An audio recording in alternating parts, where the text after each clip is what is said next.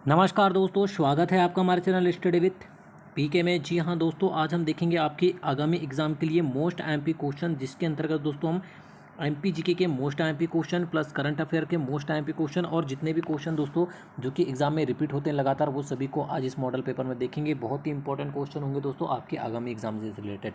ठीक है दोस्तों, यहाँ से अगर आपको क्वेश्चन पूछे जाते हैं तो आपको एग्जाम में बनना चाहिए, जिसके लिए दोस्तों आपको वीडियो को अंत तक जरूर देखना होगा। ठीक है, और दोस्तों आपको यहाँ से एग्जाम में क्वेश्चन जरूर देखने को मिलेंगे। ठीक है, जिससे कि दोस्तों ये वीडियो आपके लिए और भी ज़्यादा इंपॉर्टेंट हो जाती है। तो चलिए बिना किसी देरी के स्टार्ट करते हैं वीडियो। अगर आप चैनल को अभी भी पहली बार देख रहे हैं दोस्तों, तो चैनल को आप सब्सक्राइब कर लीजिए। ठीक है, चलिए पहला प्रश्न है दोस्तों आपका, निम्नलिखित में से किसने coffee table book Bapu the unforgettable launch की है? दी मोस्ट टाइम की क्वेश्चन है दोस्तों, याद रखना है आपको। ठीक है, बहुत ही अच्छा क्वेश्चन है, एग्जाम में ये क्वेश्चन आपको जरूर देखने को मिलेगा कि निम्नलिखित में से किसने coffee table book Bapu the unforgettable launch की है। तो अगर एग्जाम में पूछा जाता है दोस्तों तो याद रखना है आपको, किसने की है?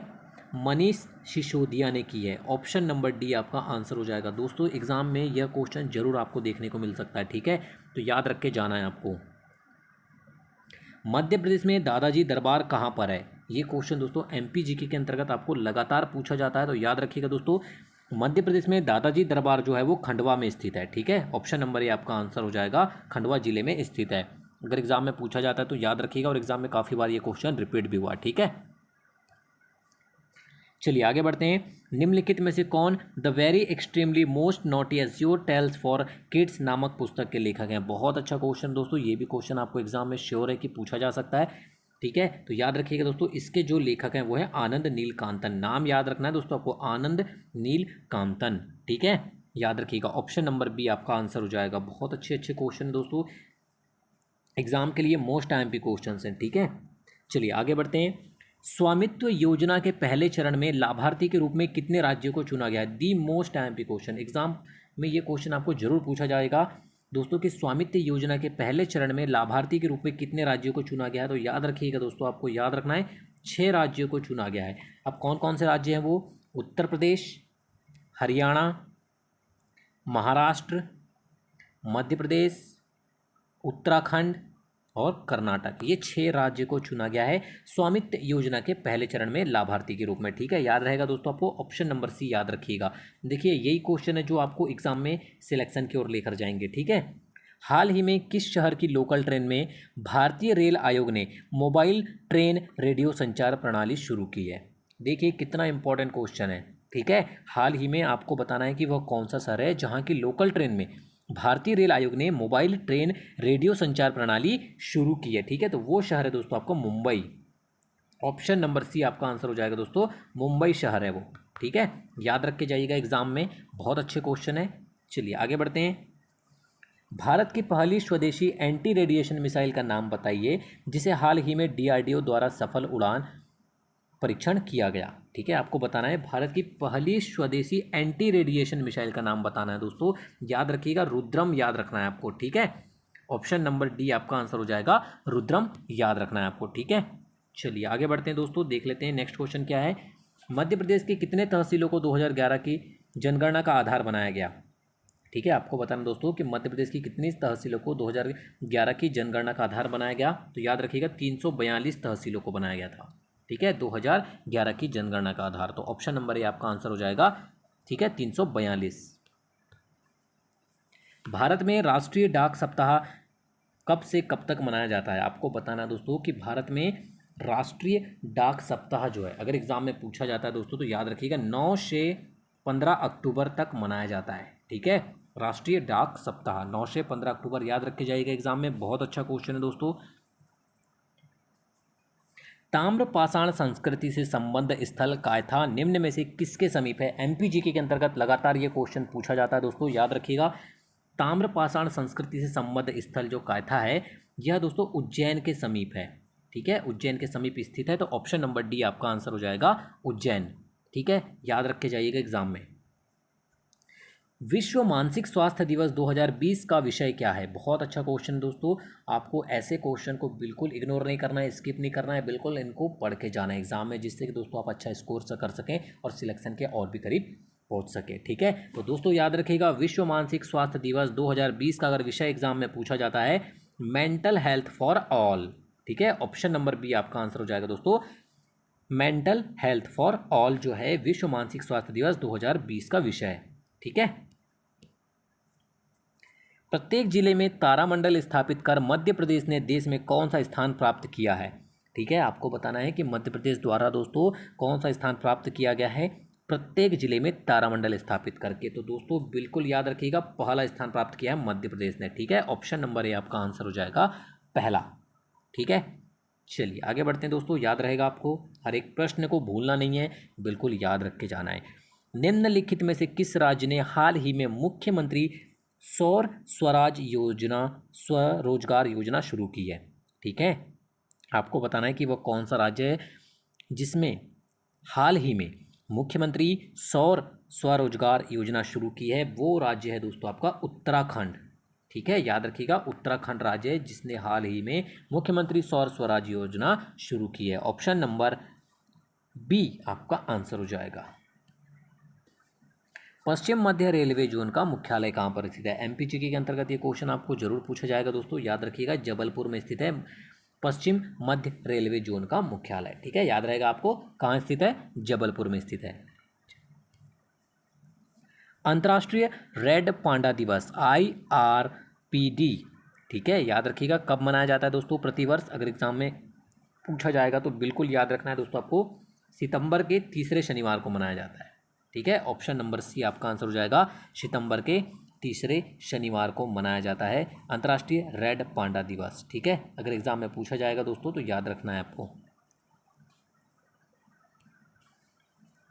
जबलपुर स्थित मदन महल किला निर्माण किस शासक ने करवाया। बहुत अच्छा क्वेश्चन दोस्तों, अगर एग्जाम में पूछा जाएगा तो याद रखना है आपको दोस्तों कि जबलपुर स्थित मदन महल किले का जो निर्माण है दोस्तों वो किस शासक ने करवाया था, राजा मदन शाह ने। ऑप्शन नंबर ए आपका आंसर हो जाएगा दोस्तों, राजा मदन शाह ने करवाया था जबलपुर स्थित मदन महल किले का निर्माण। ठीक है, हाल ही में किस राज्य ने या किस केंद्र शासित प्रदेश ने भारत का पहला ट्रांसजेंडर कम्युनिटी डेस्क खोला है। ठीक है, बताना है कि भारत का किस राज्य ने पहला ट्रांसजेंडर कम्युनिटी डेस्क खोला है। तो दोस्तों याद रखिएगा, अगर एग्जाम में पूछा जाता है तो बहुत अच्छा क्वेश्चन है, तेलंगाना ने। ठीक है, ऑप्शन नंबर सी आपका आंसर हो जाएगा, तेलंगाना राज्य द्वारा पहला ट्रांसजेंडर कम्युनिटी डेस्क खोला गया। ठीक है, 2019-20 का AIFF women's player of the year विजेता का नाम बताना है आपको दोस्तों, बताना है। ठीक है, तो याद रखिएगा, संजू यादव का नाम याद रखना है आपको। ऑप्शन नंबर डी आपका आंसर हो जाएगा। ठीक है, 2019-20 AIFF women's player of the year के विजेता का नाम है संजू यादव। ओरिएंटल पेपर मिल कहाँ स्थित है। ठीक है, ये क्वेश्चन दोस्तों अगर एग्जाम में देखने को मिलता है तो याद रखिएगा, ओरिएंटल पेपर मिल जो है वो शहडोल में स्थित है। ठीक है, ऑप्शन नंबर सी आपका आंसर हो जाएगा, सॉरी ऑप्शन नंबर बी आपका आंसर हो जाएगा शहडोल। ठीक है, संपर्क रहित कनेक्शन किस कंपनी द्वारा शुरू किया गया एक नया ब्रांड अभियान है। ठीक है, आपको बताना दोस्तों, संपर्क रहित कनेक्शन किस कंपनी द्वारा शुरू किया गया एक नया ब्रांड अभियान है। दोस्तों याद रखिएगा, SBI कार्ड। ठीक है, ऑप्शन नंबर सी आपका आंसर हो जाएगा, SBI कार्ड द्वारा शुरू किया गया एक नया ब्रांड अभियान है संपर्क रहित कनेक्शन। बहुत अच्छा क्वेश्चन दोस्तों एग्जाम के लिए। भारत का कौन सा राज्य प्रत्येक ग्रामीण घर में नल कनेक्शन प्रदान करने की योजना को पूरी तरह लागू करके देश का पहला हर घर जल राज्य बन गया है। दी मोस्ट एमपी क्वेश्चन, बिल्कुल रट लीजिएगा, वो राज्य है दोस्तों आपका गोवा राज्य। ठीक है, ऑप्शन नंबर सी आपका आंसर हो जाएगा दोस्तों, गोवा राज्य। ठीक है, याद रखिएगा, जो कि ऐसा राज्य है दोस्तों जो कि प्रत्येक ग्रामीण घर में नल कनेक्शन प्रदान करने की योजना को पूरी तरह लागू करके देश का पहला हर घर जल राज्य बन गया है। कौन सा राज्य, गोवा। मध्य प्रदेश जनजाति शोध एवं विकास संस्थान कहाँ पर स्थित है। बहुत अच्छा क्वेश्चन है दोस्तों, याद रखिएगा, अगर एग्जाम में पूछा जाता है तो संस्थान से रिलेटेड तो क्वेश्चन आपको श्योर एग्जाम में पूछे जाएंगे। ठीक है, जिसमें दोस्तों मोस्ट टाइम पे क्वेश्चन हो जाता है आपका कि मध्य प्रदेश जनजाति शोध एवं विकास संस्थान कहाँ पर है। तो ये दोस्तों मध्य प्रदेश की राजधानी भोपाल में स्थित है। ठीक है, याद रख के जाइएगा।